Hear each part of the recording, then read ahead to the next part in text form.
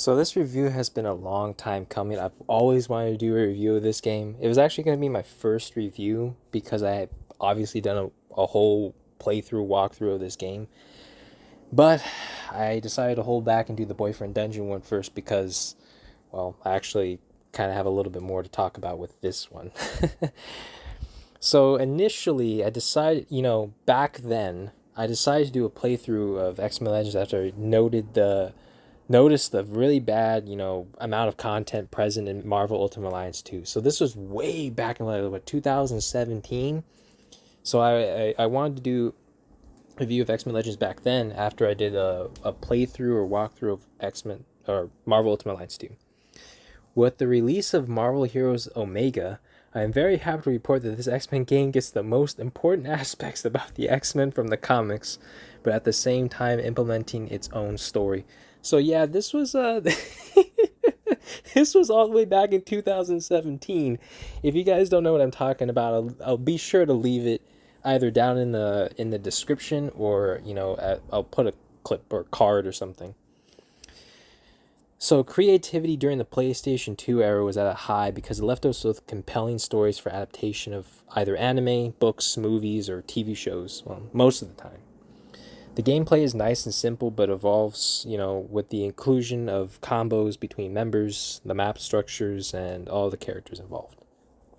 The story of X-Men Legends is split between the main story of the X-Men trying to save the world from the Brotherhood of Mutants, the introduction of the superhero named Magma, who tries to find her way in the world as an X-Man and a mutant, and the background story of the X-Men in the form of comics that you can find all throughout the game.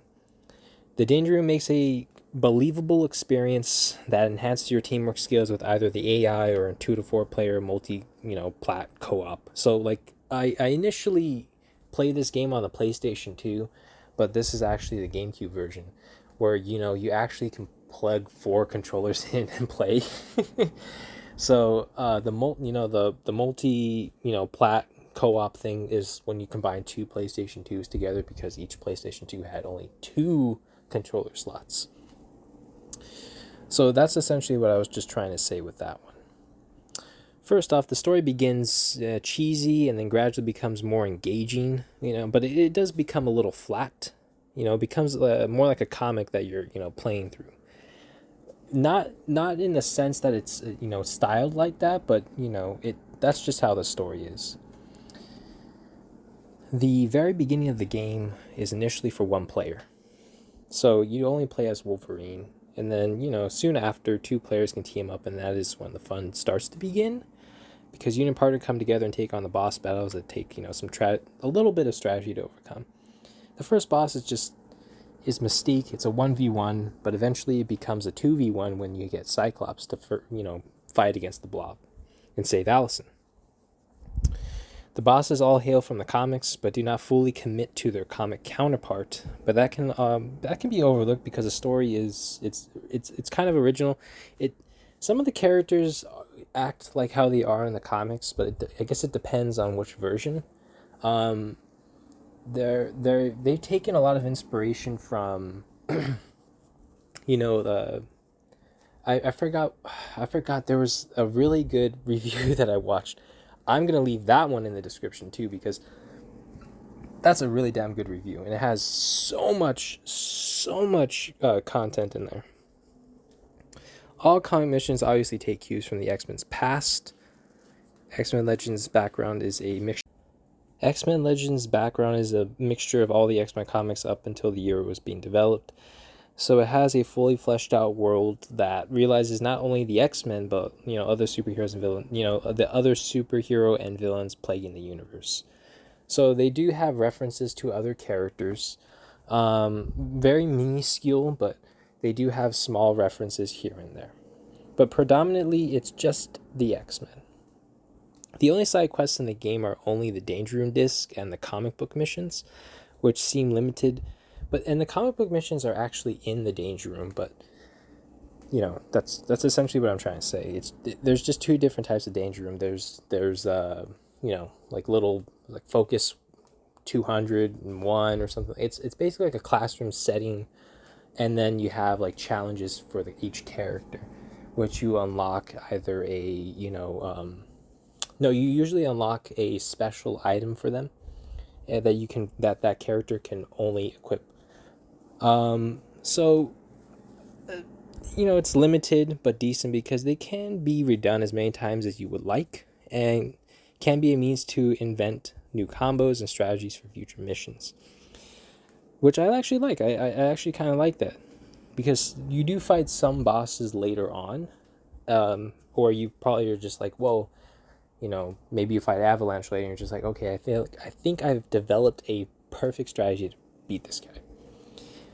The missions usually have briefing cutscenes that show the background of the mission, or the back. Well, I wouldn't say the background, but they they accentuate what you're going to be doing in that mission, and show the player what needs to be done and how they do it while the character maintain their personalities.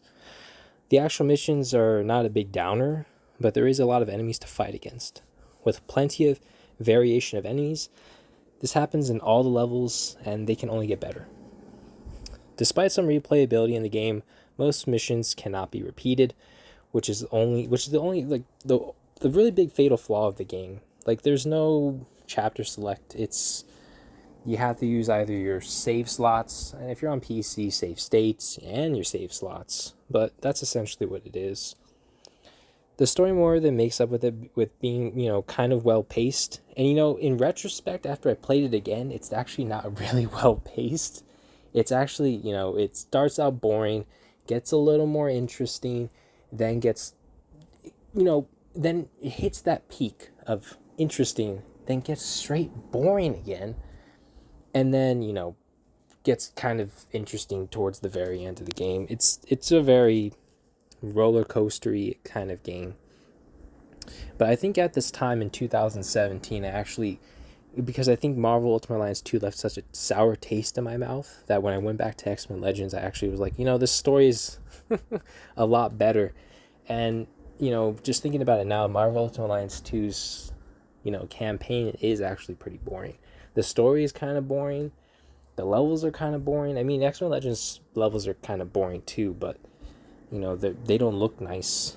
But at least there's stuff going on. That's all I can say. But the most amazing aspect of this game is that they function as an X-Men. They function as a team. The gameplay of X-Men Legends is fun and simple because each hero only has 4 powers available to them. A strong ability that typically attacks one person at a time. So it's just like a one person attack. And then they have an area of effect. An ability that typically attacks over a range. An area of effect ability. A boost ability either to the hero's attributes, the team's attributes, or both. So it's a very good balance, and it's a very good footstep to the next level, which would be X-Men Legends 2. And obviously the last ability is your extreme ability, the ultimate ability that can only be performed after you find and compose an X logo, which is composed of 4 pieces. You can go up to 5 depending on your level. I think the max level in the game is 45, and the max amount of X logos you can have are 5. So, when you use one, it consumes a full gauge of that. But the build up to that is, you're only be able to do a set amount of damage. So when you build up your level, be sure to combine it with other characters so you can perform a super combo instead of just a regular combo. So this is like an issue that I had with Marvel Ultimate Alliance 2, because the game that took this game as it's a stepping stone, but this game does that all a little bit better as the ability gets stronger. So does either the range, bleed damage, melee damage, and so on. So Storm's lightning, starts out with just 1 person, then eventually goes to 2 people, then 3 people, and 4 people. Wolverine's claw starts out with like a little bit of melee damage, then he adds bleed damage, and then he adds like destructive damage or something like that. All within the same attack. It builds and builds and builds. Marvel Ultimate Alliance 2's like, I'm not trying to Debbie Down it or anything like that, because it's still got a little bit of thing going for it, but it's I feel like I'm doing 2 reviews for one game. But in I think what I was trying to say at this moment in time is that the Marvel Ultimate Alliance 2 abilities more stem towards the team tactics rather than the individual tactics. So in this game, it's more about individuality. So Wolverine's claws get more destructive. They cause them to bleed, and they cause them to, cause wounding damage. So they start to bleed, bleed damage and also wounding damage. So they don't recover or whatever the case may be, depending on the enemies he fights, because some enemies do regenerate. So it's actually pretty cool. They actually add a lot of these things. And all of that can be further enhanced with equipping your character with items, not just like your team stuff like in Marvel Alliance 2. So that's why I'm going back to that again. That was a huge downgrade.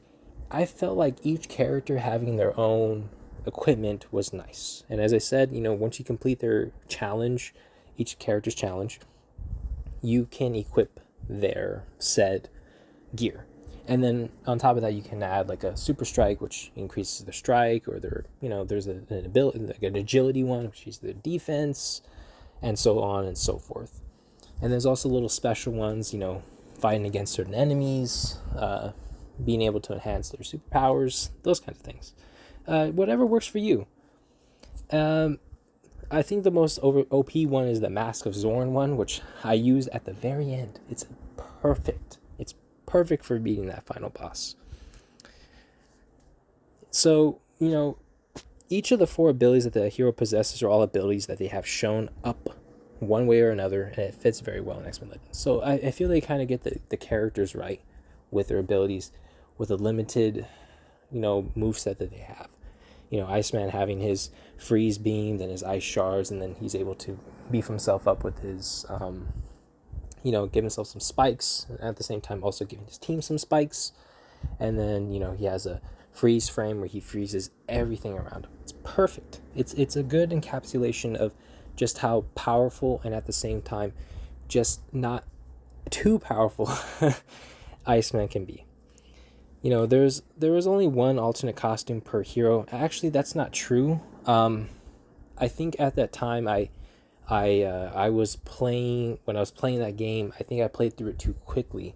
Each character actually has more than one costume. Actually, not each character, but some characters have more than one costume. Some do not. Like, I believe Rogue and... Jubilee? I believe those two do not have alternate costumes. It does not add anything to the character at all, unlike Marvel Ultimate Alliance. So, bringing in Marvel Ultimate Alliance, it's a good stepping stone. Just adding the costume is just cosmetic only, but it also changes the appearance sometimes of the character, logo when they're speaking, or when you have to pick a dialogue option. So it's actually pretty cool. As I mentioned before, it's interesting to see how far they've come in terms of gameplay, but even so, the gameplay adds something that, every entry had in the series other than Marvel Ultimate Alliance 2. I feel like I'm just bagging on this game too much. Not X-Men Legends, Marvel Ultimate Alliance 2. This game has so many different means of combos that can range from regular attacks, throws, and special powers. So, which is interesting and spectacular to do, with not only the AI, but with the partner as well. To add to the combos, add additional damage in several different categories like physical, energy, mental, and I say etc. But I think there's also, what's the other one? So like there's like batter up. You can also do like Wolverine can be picked up by Colossus and Rogue to perform a little, I believe it's called the fastball combo, and then Rogue can pick up certain, or anyone that can fly can pick up certain characters, hover them around, to get to certain obstacles, to go do certain obstacles. The graphics are cel shaded, to give the game a comic book feel. However, that does not mean that they are fantastic. So to be on the lookout for minor bugs and glitches, so they do not ruin the game. They don't ruin the game experience in the slightest. The graphics, I think, are one of the things that didn't age well in this game. Some of the dialogue too, but I think the graphics, the mouths don't move. The animations are very blocky. I feel like there's only like 3 or 4 animations per character. It's very rough. One thing that Marvel's Alliance 2 and the other games had in the series did better than X-Men Legends was the music department. The soundtrack is kind of forgettable. I kind of agree with that. Like, there's only like maybe 3 or 4 songs I really remember in this game. As I mentioned before, there's a review down below. They do mention a little bit more. I'm just like, you know what, this is actually pretty good. But I think when you're looking back at it and you're trying to remember it, instead of going back and going back and listening to the audio versus you actually playing the game and remembering the audio. I've been playing this game for years, and I can only remember like 4 or 5 songs off the top of my head. The other ones are just kind of just melt in the background, I guess. Ambient noise, and it's not really good ambient noise. Oh man, the one thing I enjoyed was the Danger Room thing, but that got old. I enjoyed it for quite a while. It's a really good thing. The puzzles are not very challenging. And I say right here, like, I don't understand why they even do puzzles in the game. Like, it doesn't really need it. The interactions with certain characters is cool and add some background info, but after a while it comes down to what is going to happen in the game sooner or later. Sometimes eliminating the suspense or the fun, unless the player who plays the game enjoy the TV series, movies, or comics thoroughly. So, yeah, I kind of do agree with that. It can be kind of a hit or miss kind of title, especially in today's time. Just looking at the graphics, hearing some of the hokey dialogue, it can be kind of rough on a newcomer to the series.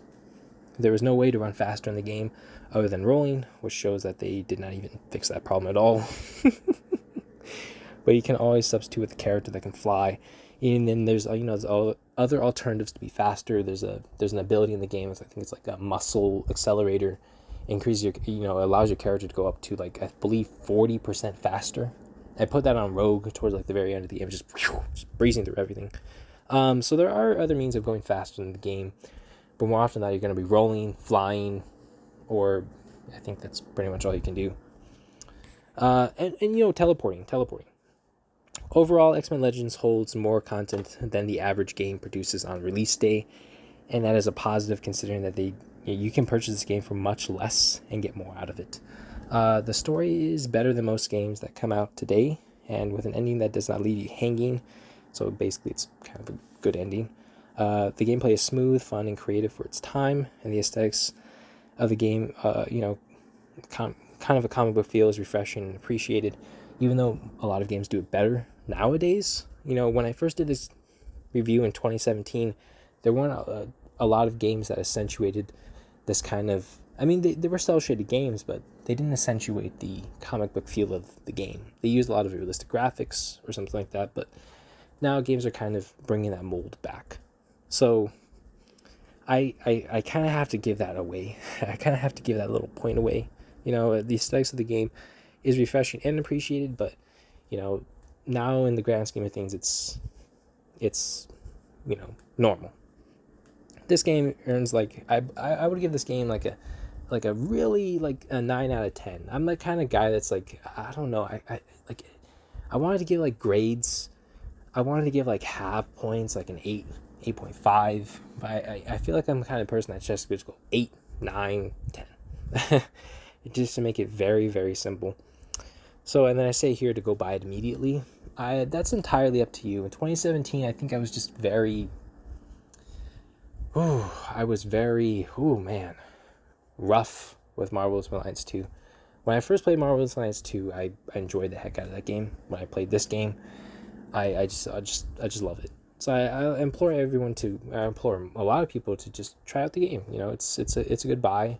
You can play it on your GameCube, or get some kind of way to play it on. There's Xbox, runs very well on there. PlayStation 2, they haven't re-released the game, sadly, through PlayStation Plus Premium, or backwards compatibility on Xbox One. So the only ways you can play this game are just Game Boy. I think there's a Game Boy version of this game. GameCube, PC, PlayStation 2, Xbox. Just give it a shot. Anyways, guys, just be sure to be safe. Don't be good, and hopefully nothing bad happens. I'll see you guys all on the next review, next video, or won't see you, but you know exactly what I mean. Until next time. Bye, guys.